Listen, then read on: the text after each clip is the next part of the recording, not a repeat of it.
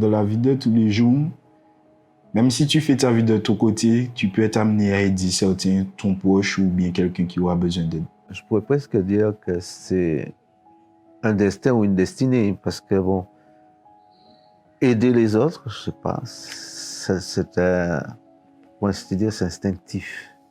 J'avais envie de servir à quelque chose et porter assistance à mon prochain. Pour moi, c'était me retrouver sur le terrain et aller porter secours aux gens, venir en aide. L'aide peut être à tous les niveaux, hein. On n'intervient plus sur le secours, mais ça peut être aussi une écoute.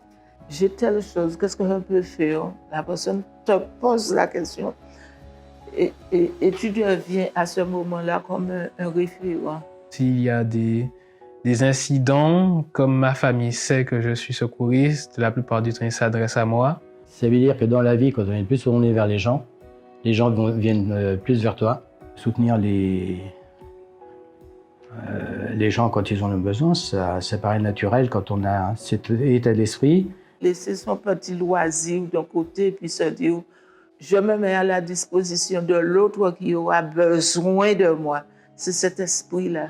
S'il y a besoin, effectivement, on a les repères, on a les gestes qu'il faut pour aller donner l'alerte, aller porter secours. Si effectivement la personne a un malaise, si effectivement la personne a une hémorragie, si la personne a également des troubles particuliers. C'est pas forcément quelqu'un qui a une blessure apparente. Il y a certaines blessures aussi qui ne sont pas visibles, qu'on doit aussi reconnaître. Aider aussi, c'est aider aussi au niveau de l'association, parce que l'association a besoin de bénévoles pour pouvoir mettre en place effectivement toutes ces activités. Le bénévole donne de son temps quand il est disponible, le samedi, le soir, le week-end. On sait que les missions vont évoluer avec le temps et on a besoin de plus en plus de personnes.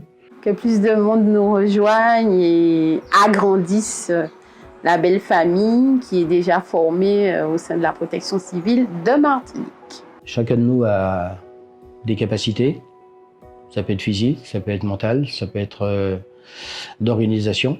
C'est avec la force de tous, hein, c'est un collectif. Les personnes que nous avons au sein de la protection civile, avec des métiers différents, avec des personnalités différentes, l'enrichissent. La protection civile, c'est pas seulement des gens qui sont sur le terrain.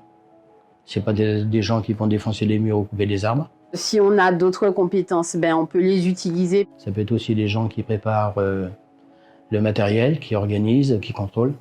Et je pense qu'il faut trouver en tout cas cette pierre angulaire qui est très importante, c'est-à-dire ce qu'on apporte et ce qu'on reçoit. Ça commence par des petites choses et après, au final, les petites choses font des grandes choses. Chacun, avec sa petite part de choses, peut apporter un petit grain de riz pour remplir le sac. Tout un chacun est bienvenu et donne de son temps quand il peut, mais sans oublier que c'est un engagement.